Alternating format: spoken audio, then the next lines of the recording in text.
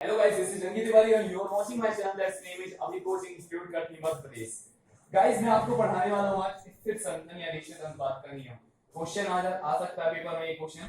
ये दो प्रकार से आता है। पहला लिखा रहता है कि स्थिर संतन का नियम लिखो, या दूसरे टाइप में आ सकता है कि निश्चित अनुपात का नियम लिखो। गाइस कंफ्यूज मत होइएगा, दोनों ही क्वेश्चन क्या है, सेम है। दोनों ही क्वेश्चन सेम से। क्वेश्चन देखिएगा, निश्चित अनुपात का नियम, इसकी डेफिनेशन मैंने लिख दी है पहले से, यहां से लेके यहां तक, और डेफिनेशन आपको साफ साफ दिख रही है। किसी भी शुद्ध पदार्थ में उपस्थित अवयवी तत्वों का अनुपात सदैव निश्चित रहता है। फिर शुद्ध पदार्थ जो है किसी भी रासायनिक अभिक्रिया से ही क्यों न प्राप्त किया गया हो, या फिर किसी भी स्रोत से क्यों न प्राप्त किया गया हो, उस शुद्ध पदार्थ में उपस्थित अवयवी तत्वों का अनुपात सदैव निश्चित रहता है। किसका निश्चित रहता है? अवयवी तत्वों को। मान लीजिए, समझते हैं, नॉर्मल परिभाषा देखें तुरंत तो समझ में आता नहीं है, चलिए समझते हैं। शुद्ध पदार्थ है, शुद्ध पदार्थ मैंने आपको पढ़ा चुका हूं। शुद्ध पदार्थ क्या होता है? यौगिक हो सकता है, तत्व हो सकता है। मान लीजिए मैं कोई यौगिक लिखता हूं H2O, है ना। सिंपल H2O क्यों मैं लिखता हूं? क्योंकि H2O जल के बारे में आप तो दूसरी तीसरी से जानते हैं, दूसरी तीसरी से पढ़ते आ रहे हैं, तो ये चीज आपको जल्दी समझ में आ जाएगी। मान लीजिए H2O क्या है? कोई शुद्ध पदार्थ है, यौगिक है। शुद्ध पदार्थ की यौगिक आते हैं, शुद्ध पदार्थ H2O है। क्या लिखा है इसमें? कि इसमें उपस्थित अवयवी तत्वों का अनुपात, यानी कि इसमें कौन कौन से अवयवी तत्व उपस्थित हैं। गाइस देखिए, क्या इसमें हाइड्रोजन उपस्थित है? इसमें हाइड्रोजन उपस्थित है। इसमें ऑक्सीजन उपस्थित है, ऑक्सीजन उपस्थित है, यानी कि H2O में हाइड्रोजन और ऑक्सीजन होता है। ठीक है, तो हमने इसके अवयवी तत्व निकाल लिए, शुद्ध पदार्थ के अवयवी तत्व को निकाल लिए। अब क्या कह रहा है गाइस कि इसका अनुपात जो है, यानी कि इसमें उपस्थित जो अवयवी तत्व है इनका अनुपात, यानी कि H/O, H/O सदैव निश्चित रहता है। मान लीजिए इसका अनुपात आता है 1:8। तो गाइस ये सदैव क्या रहता है? निश्चित रहता है। यानी कि H2O का जो अनुपात है हाइड्रोजन तथा ऑक्सीजन का, H2O में उपस्थित अवयवी तत्वों का जो अनुपात है H तथा O का, वो क्या होता है? 1:8 होता है। ये मैंने सही आंसर लिखा है, 1:8 होता है। मैं आपको यहाँ पे लिख के दिखा सकता हूँ कि H2O का जो अनुपात होता है हाइड्रोजन तथा ऑक्सीजन का होता है 1:8। गाइस H/O का अनुपात सदैव निश्चित रहता है, यानी कि H2O को आप किसी भी सोर्स से प्राप्त करें, मान लीजिए आप H2O को नदी से प्राप्त करते हैं, चाहे आप समुद्र से प्राप्त करते हैं, चाहे तालाब से प्राप्त करें, चाहे झरना से प्राप्त करें, चाहे किसी केमिकल रिएक्शन से बनाए। केमिकल रिएक्शन आप जानते हैं, जैसे कि एक रिएक्शन होती है 2H2 प्लस O2, जिससे बन जाता है 2H2O। गाइस ये रिएक्शन आपको पढ़ते आ रहे हो, पता होगी। 2H2 प्लस O2 एरो में बन जाता है 2H2O। ये रासायनिक अभिक्रिया है, यानी कि आप H2O को किसी रासायनिक अभिक्रिया से प्राप्त करो, चाहे नदी से प्राप्त करो, चाहे तालाब से प्राप्त करो, चाहे समुद्र से प्राप्त करो, चाहे बोर्ड से निकालो, चाहे कहीं से भी लेके आओ, H2O में उपस्थित अवयवी तत्वों का अनुपात, यानी कि H2O में उपस्थित H तथा O का अनुपात जो है सदैव निश्चित होता है 1:8। गाइस H तथा O का जो अनुपात अपन 1:8 निकाला, आपके दिमाग में ही चल रहा होगा कि 1:8 कैसे निकाल दिया। चल रहा है, चलिए समझते हैं। गाइस जो H2O होता है, यदि बोला जाए कि H2O है H2O, आपको इसमें से इसमें उपस्थित अवयवी तत्वों का अनुपात निकालना। तो गाइस इसकी सिंपल विधि है। आप सबसे पहले इसमें क्या दिख रहा है? हाइड्रोजन, उसको नंबर 1 मानो। दूसरी बार क्या दिख रहा है? ऑक्सीजन, इसको नंबर 2 मान लो। गाइस जल्दी समझिएगा, हाइड्रोजन H2O में क्या है? हाइड्रोजन है और ऑक्सीजन है, तो H को मान लीजिए आप नंबर 1 पे, ऑक्सीजन बाद में आया तो उसको मान लीजिए नंबर 2 पे। अब क्या बोल रहा है कि आपको इसमें उपस्थित अवयवी तत्वों का अनुपात निकालना। तो गाइस सबसे नंबर 1 पे क्या है? H, तो H लिख दिया। बाद में क्या है? O, तो O लिख दिया। नंबर 2 पे है ना O, तो पहले अपन क्या लिख रहे हैं? नंबर 1 वाला H, बाद में अपन नंबर 2 वाला O। तो गाइस यदि इसका अनुपात आपको निकालना है तो उसके लिए आपको आणविक द्रव्यमान यानी परमाणु द्रव्यमान जो होता है, अब तत्वों की आवर्त सारणी जो मोसले ने बनाई है, आप उसको याद भी कर चुके हो गया ना, अब तक तो याद हो गया होगा। तो H तथा O का जो अनुपात है उसको निकालने के लिए आपको वो तत्वों की आवर्त सारणी को अच्छे तरीके से याद करना पड़ेगा। गाइस जैसे कि H का परमाणु द्रव्यमान 1.008 होता है, जिसको राउंड अप करके अधिकतम न्यूमेरिकल में अपन सीधे 1 लिख देते हैं। तो गाइस यहां पे वही करने वाले हैं। इसका परमाणु द्रव्यमान कितना होता है? 1 होता है। ऑक्सीजन का परमाणु द्रव्यमान कितना होता है गाइस? 16। ऑक्सीजन का परमाणु द्रव्यमान कितना होता है? 16। तो मैंने यहाँ पे 16 लिख दिया। अब आपसे बोल रहा है कि H2O का आपको अनुपात निकालना है, H2O में उपस्थित अवयवी तत्वों का अनुपात निकालना है। तो गाइस सिंपल है, सबसे पहले इसका परमाणु द्रव्यमान रख दो दोनों का, है ना। पहले तो नंबर 1 नंबर 2 नाम दो, उसके बाद इसका परमाणु क्रमांक रख दो, हाइड्रोजन का 1 होता है, ऑक्सीजन का 16 होता है। गाइस उसके बाद इसके नंबर से मल्टीप्लाई करो, जैसे कि यहाँ पे हाइड्रोजन कितने लिख रहे हैं, 2 लिख रहे हैं, है ना, तो यहाँ पे अपन किसका मल्टीप्लाई करने वाले हैं, 2 का। इसके बाद गाइस ऑक्सीजन कितना दिख रहा है, ऑक्सीजन 1 है, यहाँ पे सिंगल लिखा है ना, चाहे इसको 1 भी लिख सकते हो, चाहे कुछ भी ना लिखो तो O ही पढ़ते हैं, H2O O पढ़ते हैं, सिंगल O, है ना। तो यहाँ पे 16 में किसका मल्टीप्लाई कर देंगे गाइस, 1 का। तो इस प्रकार से गाइस आप निकाल लोगे 2 एकम 2 होता है और 16 एकम 16 होता है। गाइस अब यहाँ पे जो काटने का नियम है, यह काटने का नियम बहुत इंपॉर्टेंट है। यह नियम यह है कि ऊपर वाली संख्या और नीचे वाली संख्या को ऐसे संख्या से भाग दीजिए कि दोनों संख्याएं कट जाएं। जैसे कि 2 से यदि मैं भाग दूं तो 2 एकम 2 भी होता है और 2 अट्ठे 16 भी होता है। इसके बाद यदि मैं काटना चाहूं तो 1/8 कभी नहीं कटने वाला ना, 1/8 मतलब एक रोटी का 8वां भाग। यदि एक रोटी को मैं 8वां भाग में तोड़ दूं तो गाइस कितना हो जाएगा, 1 2 3 4 5 6 7 8, यानी कि 1/8वां भाग, 1/8वां भाग, है ना। गाइस आपने कई बार किया होगा 1/8 क्या होता है, समझ में आता होगा ना। तो गाइस H2O का, H2O में उससे तभी तत्व है, यानी कि H तथा O का अपन अनुपात निकाल लिया 1:8, 1/8 लिखो, यस को आप लिख सकते हो 1:8। गाइस सिंपल, इस प्रकार से आप CO2 को भी निकाल सकते हैं। CO2 को तो निकाल लेंगे पर C2H5OH का शायद अभी ना निकाल पाए, क्योंकि H2O की तरह CO2 भी है, सिंपल है, दो ही चीजें हैं, है ना। CO2 को एक बार निकालते हैं, उसके बाद C2H5OH के निकालेंगे। गाइस CO2 का जो अनुपात होगा कार्बन का कितना होता है परमाणु क्रम, पहले तो मैं लिखने वाला हूं नंबर 1, क्योंकि कार्बन पहले, बाद में ऑक्सीजन, तो नंबर 2 हो गया। इसके बाद मुझे कार्बन को ऊपर रखना पड़ेगा क्योंकि नंबर 1 वाला ऊपर आता है, ऑक्सीजन नीचे है, तो ऑक्सीजन नंबर 2 है तो यहाँ पे ऑक्सीजन नीचे रख दूंगा, है ना गाइस। इसके बाद क्या करता हूँ, कार्बन का परमाणु क्रमांक रखता हूँ। गाइस अभी भी देख लो, सब समझ में आने वाला है। कार्बन का परमाणु क्रमांक रख दिया, ऑक्सीजन का परमाणु क्रमांक होता है 16, कार्बन का 12 होता है तो मैंने रख दिया। इसके बाद नंबर से मल्टीप्लाई, कार्बन यहाँ पे 1 है तो 1 का मल्टीप्लाई, ऑक्सीजन यहाँ पे 2 है तो 2 का मल्टीप्लाई, और गाइस इसके बाद आपको तो पता है कि 16 दूनी 32 होता है और 12 एकम 12 होता है। गाइस इसके बाद वो वाला नियम लगाना है कि दोनों को इस ऐसी संख्या से भाग देना है कि दोनों चीजें कट जाएं। क्या ऐसा कोई नंबर है क्या 2 से दोनों चीज कटती है? मैं कहूं क्या 2 छक्का 12 होता है, मैं कहूं कि 2 एकम 2, फिर 2 छक्का 12 होता है, यानी कि 16 आ जाएगा। मैं कहूं क्या 6/16 भी और कर सकते हैं, हाँ गाइस, क्योंकि 2 3 क्या होता है, 6 होता है, और 2 अट्ठे क्या होता है, 16। अब मैं कहूं कि 3/8 जो आ गया, 3/8 क्या वो और कर सकते हैं? तो नहीं गाइस, क्योंकि ऐसा कोई संख्या नहीं है जो दोनों को काट सके। 2 4 जा 8 होता है, पर 2 की टेबल में तो 3 आता नहीं है। तो गाइस CO2 का जो अनुपात आ गया कार्बन तथा ऑक्सीजन का, CO2 में जो अनुपात आया वो आ गया गाइस 3:8। इसके पहले अपन ने 1:8 जो है H2O के लिए निकाला था, अब CO2 के लिए अपन ने C तथा O का अनुपात निकाल लिया गाइस 3:8। गाइस ये तो दो चीजें होती थी, तो नंबर 1 नंबर 2 करके आप निकाल लेते थे। गाइस यदि मैं कोई ऐसा बड़ा फॉर्मूला दे दूं, मान लीजिए 4 अंकों, 4 तत्वों वाला, 4 अवयवी तत्वों वाला, 5 अवयवी तत्वों वाला, 3 अवयवी तत्वों वाला, तो गाइस इसमें आपको दिक्कत जा सकती है, पर 1 सेकंड बाद कोई दिक्कत नहीं जाने वाली। बस 1 सेकंड के बाद जो है आपको 3 तत्वों वाला, 4 तत्वों वाला, सारी चीजें जो है सारे के अनुपात निकालते आने लगेगा। गाइस मान लीजिए मैं आपको कोई दे रहा हूं, जैसे कि जिसमें 3 तत्व होते हैं, मान लीजिए C2H5OH, C2H5OH। गाइस आप तो कहोगे यहाँ पे 1 2 3 4 चीजें दिख रही है, आपने कहा 3 अवयवी तत्व वाला, तो गाइस यहाँ पे आपको हाइड्रोजन 2 बार दिख रहा है ना। तो क्या करने वाले हैं इसमें अपन, हाइड्रोजन यहाँ पे 5 है, यहाँ पे हाइड्रोजन 1 है, तो क्या करेंगे अपन हाइड्रोजन को प्लस कर देंगे। उससे पहले सबसे पहले नंबर लिखते हैं जो मैंने बताया है। सबसे पहले कार्बन को नंबर 1 दिया, बाद में क्या आ रहा, हाइड्रोजन आ तो हाइड्रोजन को नंबर 2, फिर ऑक्सीजन आ तो ऑक्सीजन को नंबर 3, ऑक्सीजन को नंबर 3 दिया, है ना। नंबर कोई टेस्ट नहीं हो रहा, मैं इसको नंबर 3 इसका नामकरण कर रहा हूं, तो नंबर 3 दे दिया। गाइस उसके बाद क्या करते हैं अपन, इनको अपॉन में रखेंगे। सबसे पहले C आ गया, उसके बाद नंबर 2 पे क्या था, H था, तो मैंने H रख दिया। इसके बाद गाइस यहां पे जो गलती करने वाले हो आप, इसको सोचोगे ऑक्सीजन को कहां रखना है, सिंपल है, ऑक्सीजन को भी नीचे रख दो ना। पहले उसमें 2 तत्व थे तो 2 तत्वों का अनुपात निकाल लेते थे, अब यहाँ पे 3 तत्व हैं तो 3 तत्वों का अनुपात आप ऐसे निकालेंगे, C/H अपॉन में O, अपॉन में O, अपॉन में O। गाइस अब सिंपल है, ये पहले लाइन खींच लो चाहे तो, ये गाइस अब आपको पता है कार्बन का परमाणु क्रमांक कितना होता है, 12 होता है। इतनी सब चीजें समझ में आ रही गाइस, ठीक है। तो फिर हाइड्रोजन का परमाणु क्रमांक कितना होता है गाइस, अभी पहले मैंने बताया था 1.008 होता है, जिसको राउंड अप करके अपन 1 लिख देते हैं, है ना। इसके बाद क्या है, ऑक्सीजन का परमाणु द्रव्यमान कितना होता है गाइस, 16 होता है। कितना होता है, 16।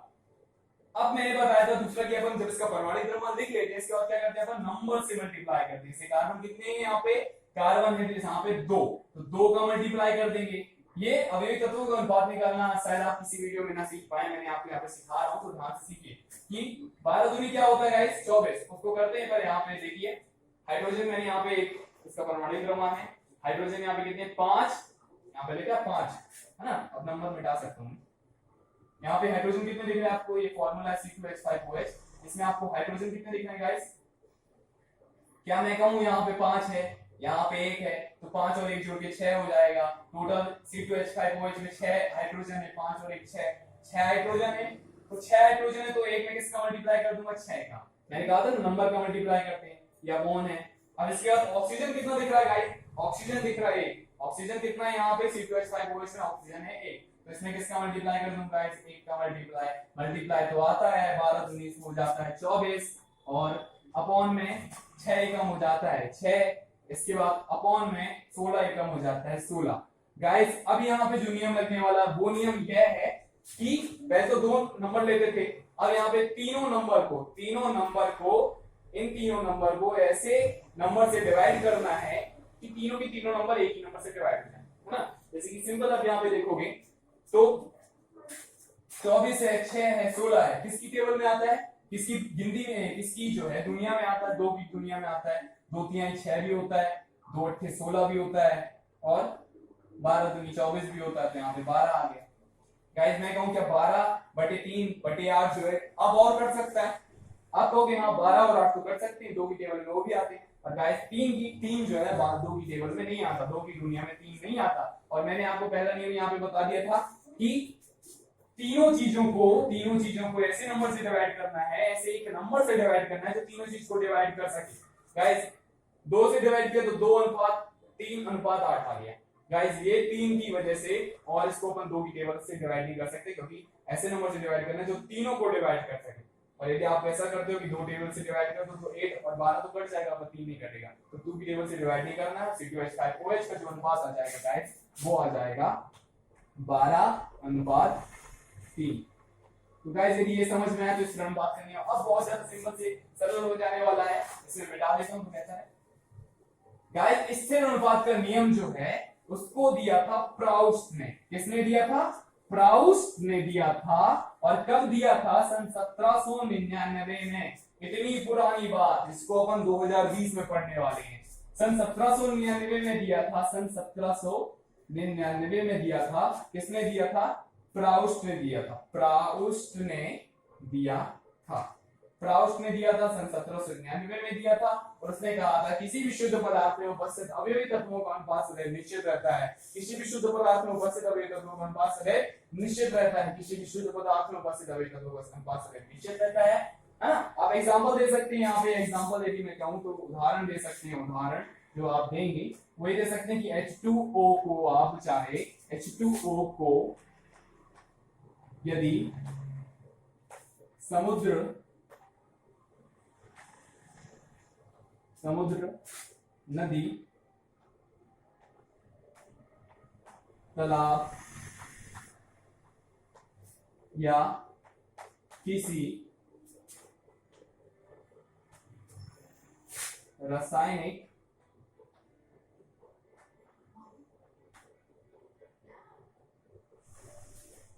अभिक्रिया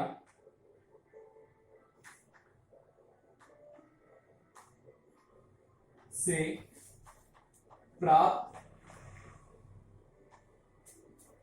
H2O को यदि समुद्र, उदाहरण है ना, उदाहरण H2O को यदि समुद्र, नदी, तालाब या किसी भी रासायनिक अभिक्रिया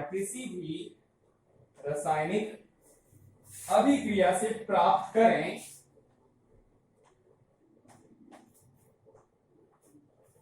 H2O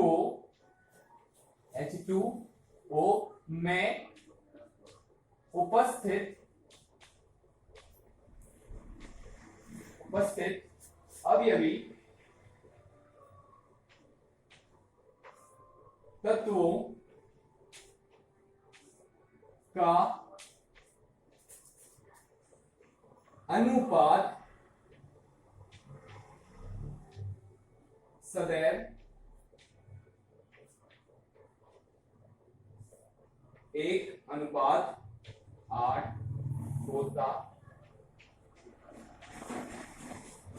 है। गाइस H2O को किसी भी सोर्स से प्राप्त करो, चाहे रासायनिक अभिक्रिया, चाहे तालाब, चाहे नदी, चाहे समुद्र, चाहे कहीं से भी किसी झरने से प्राप्त कर लो, उसमें H2O का अनुपात 1:8 होता है, जो कभी भी बदलता नहीं है। सदैव H2O में हाइड्रोजन तथा ऑक्सीजन का अनुपात 1:8 होता है। इस प्रकार से आप CO2 का एग्जांपल दे सकते हैं। CO2 में कितना अनुपात होता है, यहाँ पे लिख देता हूं, CO2 में सदैव अनुपात 3:8 होता है। 3:8। इस चीज को जल्दी समझते हैं, चाहे तो वीडियो को पॉज करके नोट डाउन कर लीजिए।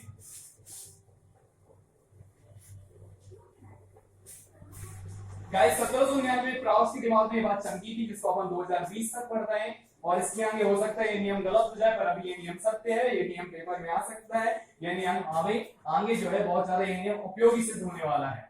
अपन जब रासायनिक अभिक्रिया करेंगे तो उसमें नियम लगाते नहीं, रासायनिक अभिक्रिया को अपन संतुलित करेंगे। तो गाइस आप दूसरा उदाहरण दे सकते हैं CO2 का। CO2 का गाइस CO2 को चाहे आप कैल्शियम कार्बोनेट CaCO3 जिसकी रिएक्शन होती है, CaCO3 को यदि आप गर्म करते हैं तो उससे बन जाता है CaO और बन जाता है CO2। गाइस इस रिएक्शन से आप CO2 फाइंड कर रहे हैं कि नहीं, CO2 फाइंड हो रहा है इस रिएक्शन से, पहली रिएक्शन है। अब दूसरी रिएक्शन देखो, C+O2, इससे भी CO2 बनता है ना। दोनों रिएक्शन से CO2 बन रहा है। आप CO2 में उपस्थित अवयवी तत्वों का अनुपात देखोगे तो हमेशा अवयवी तत्वों का अनुपात क्या आने वाला है, 3:8। 3:8। CO2 में उपस्थित अवयवी तत्वों का अनुपात सदैव कितना होने वाला है, 3:8। जो कभी भी किसी भी रासायनिक अभिक्रिया के बदलने पर CO2 में उपस्थित अवयवी तत्वों का अनुपात चेंज नहीं होता। यही तो नियम है, किसी भी शुद्ध पदार्थ में उपस्थित अवयवी तत्वों का अनुपात सदैव निश्चित रहता है। गाइस ये समझ में आया तो चलिए इसकी सीमाएं देखते हैं। क्या हुआ है, जब नियम आया तो कुछ समय बाद कुछ वजह से इसमें नियम में कुछ अवरोध उत्पन्न हो गए, जिसकी वजह से हमने नियम की सीमाएं बना दी। गाइस इसके अनुपात का नियम आपको जनरली इतना पता चल गया, 1799 में दिया गया था। किसने दिया था, ये पता चल गया, किसने दिया था, प्राउस ने दिया था। अब इसके बाद इसकी नियम की सीमाएं अपन पढ़ने वाले हैं। इस नियम की सीमाएं क्या होती है, देखिए गाइस, सीमाएं, पहली सीमाएं जो आई वो आई समस्थानिकों के कारण।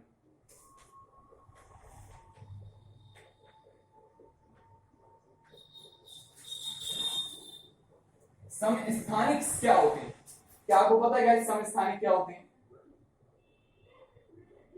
नहीं पता, चलिए मैं बताता हूं। ऐसे तत्व जिनके परमाणु क्रमांक समान हो परंतु परमाणुविक द्रव्यमान भिन्न भिन्न होते हैं, उन्हें हम कहते हैं समस्थानिक। क्या कहते हैं गाइस, जिनके परमाणु क्रमांक समान हो तथा परमाणु द्रव्यमान भिन्न भिन्न हो, उसे हम कहते हैं समस्थानिक। गाइस परमाणु क्रमांक जिनके समान हो, जिसके परमाणु द्रव्यमान भिन्न भिन्न हो, उसे कहते हैं समस्थानिक। जब समस्थानिकों की खोज हो गई, तो उसके बाद इस नियम में कुछ अवरोध उत्पन्न हो गया, क्योंकि आप देखते हैं जनरली जब HCl है, HCl में यदि आप अनुपात निकालोगे तो एक अनुपात कुछ आना चाहिए, पर Cl क्या होते हैं, Cl के बहुत से समस्थानिक होते हैं, 3 मुख्यतः समस्थानिक, जैसे कि आपको बता सकता हूं।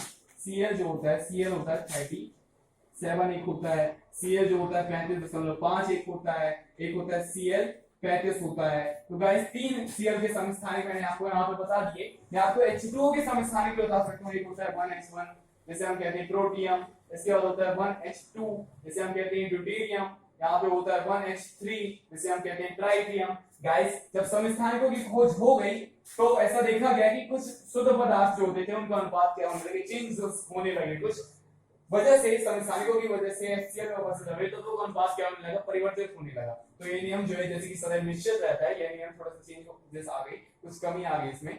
जैसे कि आप यदि HCl में आप क्लोरीन 37 को लेते हो तो H का परमाणु द्रव्यमान होता है 1 और Cl का परमाणु द्रव्यमान होता है 37, तो यहाँ पे आना चाहिए 1:37, 1/37 या 1:37।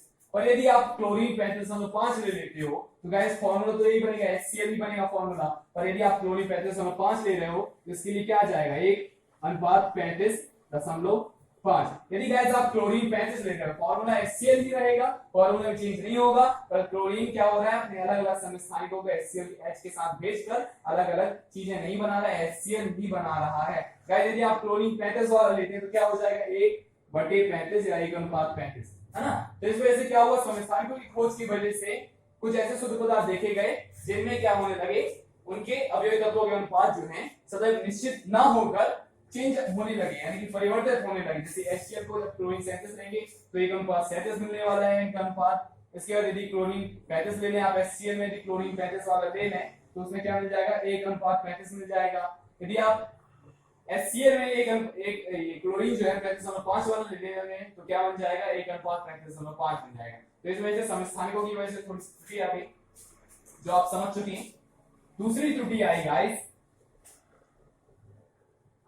कुछ ऐसे शुद्ध पदार्थ देखे गए जिनकी वजह से दूसरी त्रुटि आई। मैं आपको जल्दी समझाने वाला हूं कि कुछ ऐसे शुद्ध पदार्थ देखे गए जिसमें उपस्थित अवयवी तत्वों का अनुपात जो है दूसरे शुद्ध पदार्थ में उपस्थित अवयवी तत्वों के अनुपात के भी समान आने लगा। जैसे कि आप नहीं समझ में आ रहा होगा कि समझ पाएंगे आप यहाँ पे C2H5OH, guys C2H5OH student C2H5OH है। दूसरा मैं आपको उदाहरण दे सकता हूं जैसे CH3OCH3। गाइस इसके लिए आप रेशियो निकालें। पहले तो आप ये जानते हैं C2H5OH को क्या बोलते हैं, एथेनॉल। क्या बोलते हैं गाइस,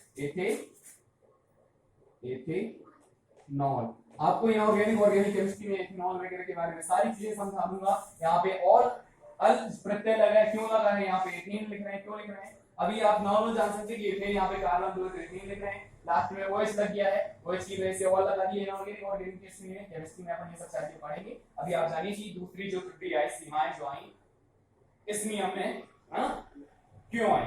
दूसरा कारण ये था कि C2H5OH के लिए आप अनुपात निकालते हैं गाइस तो वह आ जाता है 12:3:8। निकाल के देखिएगा, मैंने तो आपको सिखा दिया C2H5OH का भी निकाला भी था, है ना। कीटोन का शायद नहीं निकाल, तो कीटोन को आप निकाल सकते हैं गाइस। इसको बोलते हैं कीटोन, CH3OCH3 इसको बोलते हैं कीटोन। गाइस जब C2H5OH का अनुपात निकाला गया अलग अलग अवयवी तत्वों का तो आया 12:3:8। जब CH3OCH3 में अवयवी तत्वों का अनुपात निकाला गया तो गाइस वो भी आ गया 12:3:8। तो इस प्रकार से यह नियम भी बनाया गया, इसमें ऐड कर दिया गया कि किन्हीं दो शुद्ध पदार्थों के अनुपात समान आ सकते हैं। इसे सीमाएं में ही लिखेंगे कि पहली सीमाएं क्या थी इस नियम की, इस समस्थानिकों की वजह से उनके जो अवयवी तत्वों का अनुपात है वह निश्चित ना होकर बदलने लगा। इस प्रकार से दूसरी सीमाएं आप लिख लेंगे कि C2H5OH CH3OCH3 से हम कीटोन कहते हैं, पहले वाले को हम कहते हैं एथेनॉल, इसको कहते हैं कीटोन। तो इसमें क्या होने लगे, अवयवी तत्वों का अनुपात समान आने लगा। इसकी ये दूसरी सीमाएं हैं। गाइस यदि ये नियम समझ में आया तो स्ट्राउस ने दिया था 1799 में दिया था, और ये नियम क्या है, किसी भी शुद्ध पदार्थ में उपस्थित अवयवी तत्वों का अनुपात सदैव निश्चित रहता है। यह नियम लिखकर आप जो है आसानी से 5 नंबर प्राप्त कर सकते हैं। गाइस नहीं समझ में आया तो एक बार फिर से जल्दी से रिवाइज करते हैं। स्थिर संख्या या निश्चित अनुपात का नियम, तो क्वेश्चन अलग टाइप से आ सकते हैं। स्थिर संख्या का नियम या निश्चित अनुपात का नियम, इसे किसने दिया था, प्राउस ने दिया था। कब दिया था, सन 1799 में दिया था। और क्या कहा था, परिभाषा लिखेंगे आप, किसी भी शुद्ध पदार्थ में उपस्थित अवयवी तत्वों का अनुपात सदैव निश्चित रहता है। क्या रहता है, सदैव निश्चित रहता है, सदैव निश्चित रहता है, सदैव निश्चित रहता है। और आप इसकी सीमाएं भी लिख सकते हैं, सीमाएं भी लिखने को आ जाता है। इस सीमाएं आप लिख सकते हैं कि समस्थानिकों की वजह से कई शुद्ध पदार्थ ऐसे देखे गए जिसमें अवयवी तत्वों का अनुपात निश्चित नहीं था। मतलब कि किसी में 1:35 आता था, किसी में 1:35 आता था, किसी में अनुपात 37 आता था। मैं बात कर रहा हूँ HCl की, इसमें आप क्लोरीन के अलग अलग समस्थानिक को ले रहे हैं। गाइस दूसरा सीमाएं आप लिख सकते हैं कि कई शुद्ध पदार्थ ऐसे देखे गए जिसमें अवयवी तत्वों का अनुपात जो आने लगा वो आने लगा समान। क्या आने लगा, किसी दो शुद्ध पदार्थ, दो या दो से अधिक शुद्ध पदार्थों में अवयवी तत्वों का अनुपात समान आ सकता है। कि दूसरी सीमा यह है कि किसी दो या दो से अधिक शुद्ध पदार्थों में अवयवी तत्वों का अनुपात समान आ सकता है। गाइस अब तक के लिए इतना ही, मिलते हैं नेक्स्ट वीडियो पे, धन्यवाद।